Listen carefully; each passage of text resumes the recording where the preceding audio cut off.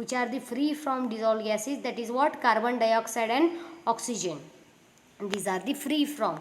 Next, it should be free from suspended impurities. Second one, suspended impurities is over, which is free from that particles also, that is what? Suspended impurities. It should be free from dissolved salts, means dissolved impurities, that is the different types of the salts are there, and alkalinity. This is what requirements for boiler feed water.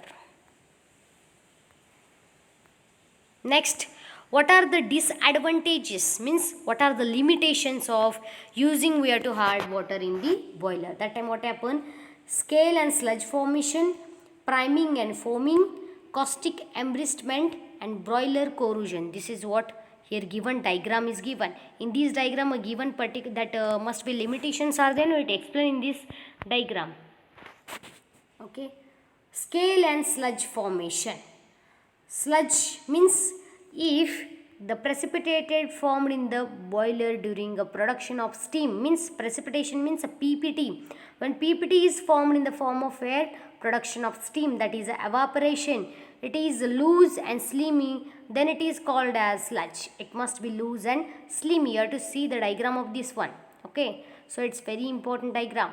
So sludge are formed by substance. Which are the substances which is formed by sludge? That is MgCl2, MgCO3, CaCl2. These are the sludge formation. Here given diagram. This is wall of the boiler conditions. This is water. This is precipitated is loose in the condition of what here? Suspended. And these are the heat. Means when you are to boiling that particular substance, that time sludge formation is there. Okay. Next, scale. If the precipitated forms hard and adherent coating on the inner walls of the boiler, then it is called as scale.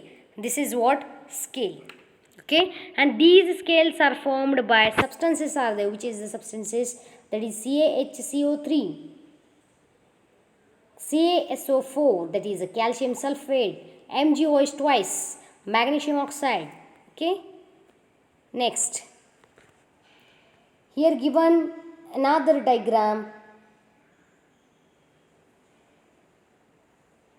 Here given another diagram, that is, it is a water, it is a wall, that is a boiler wall, heat water condition. What are the exact condition of that particular substance? Here given difference of sludge and scale.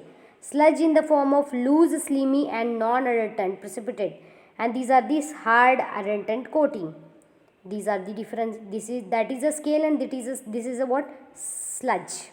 Sludge forming substance are MgCl2. These are the substance. These are the substance. Sludges are poor conductor of heat, and scales are thermal conductor, means thermal insulator, means it is in the form of heat, prevented by using the softened water, and these using the acids. Next, boiler corrosion. The body of the boiler is made up of iron. The decay of the boiler materials due to the presence of impurities in boiler feed water is called as the boiler corrosion. This is what a definition of boiler corrosion. Next, this process, what is the process? The boiler corrosion. It reduces the boiler, and it is caused by dissolved oxygen, dissolved carbon dioxides, and some dissolved salts are there in boiler fed water. Next, corrosion due to these dissolved oxygen. Dissolved oxygen contained in water 8.9 ppm parts per million, and these dissolved oxygen contents of water in the boiler is increases when it is heated at a high pressure. So these free oxygen is evolved when it is attacked on the boiler material through the reaction which is given, which is the reaction of the dissolved oxygen.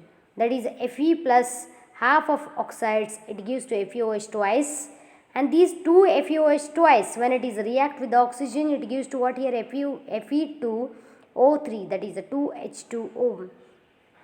Next, corrosion due to the dissolved carbon dioxides, that is dissolved carbon dioxide, that is produces carbonic acids which is acidic and corrosive in natures.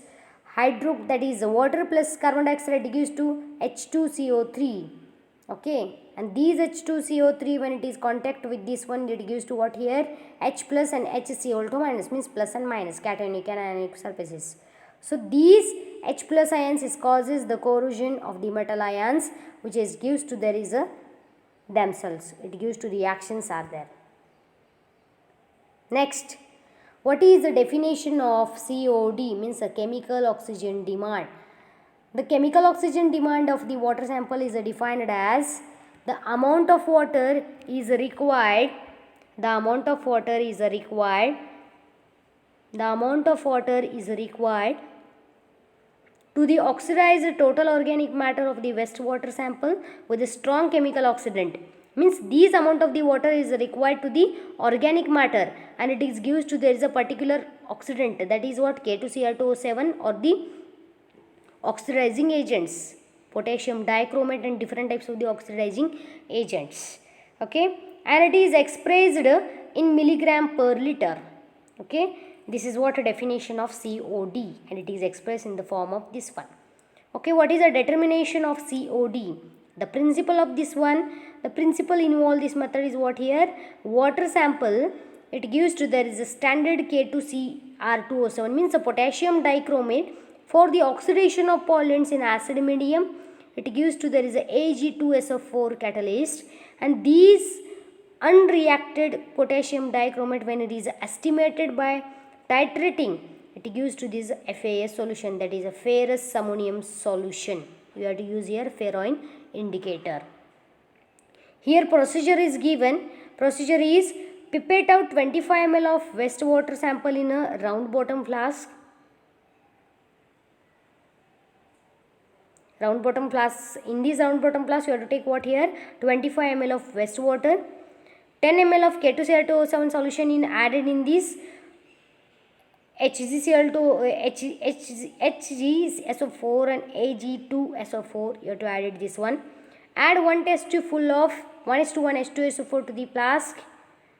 Reflux the mixture for 2 to hours, means you have to content you have to stable for 2 to hours, and the cool for contents in the conical flask. Next, in highly alkaline water, it is maintained by boiling temperatures, that is BaCO3. It may be gated what here? PPT, and these PPT is used for what here? Eliminated the samples is must be acidified, and these precipitated, means a PPT of sulfates ions is completely possible. Why? Because BaCl2 means barium chlorides is used. No, that time what happened? It gives to there is a PPT sulfates. So these precipitated of BaSO4 is highly insoluble, and there is a considerable tendency to most precipitated for colloidal solution. Okay, this is what a procedure for this one, and these precipitated is filter, wash. This is a common step in chemical reactions, which is that lab. What is that? You have to take a solution, you have to filter it, wash, dry, and take a weight of that barium sulfate solution. That is the gravimetric methods in most accurate results. It gives to this one. Next, what is the procedure of that one? Procedure is the reagents is used to 5% of barium chloride solution. Procedure means what is the working of this process. 200 ml of water sample and taken into the beaker. You have to take in this beaker, you have to take what? 200 ml of water, and here this type of reagents you have to use. 2 drops of methyl red indicator is added to it. 2 drops of methyl indicator. This is the type of the indicator. It indicates what here? What is the solubility process. 2 drops of methyl red indicator is added. Concentrated HCl, that is hydrogen chloride. You have to add it drop by drop, because it's concentrated, means 100% acid is there in this one. So you have to carefully drop by drop you have to add it. It color changes from pink. After you have to add it, when you have to add it, this type of reagents means it gives to color pink color. This solution is heated to nearly boiling and volume is reduced to 50 ml. So the hot BaCl2 solution is added, and it is stirring until when get a PPT. After you have to add some drops, that is gives to excess amount of the PPT. When you get a PPT, up to you have to continuously you have to stir well. And this PPT, that which is the PPT BaSO4, barium sulfate, is digested about 2 hours until the precipitator settled down.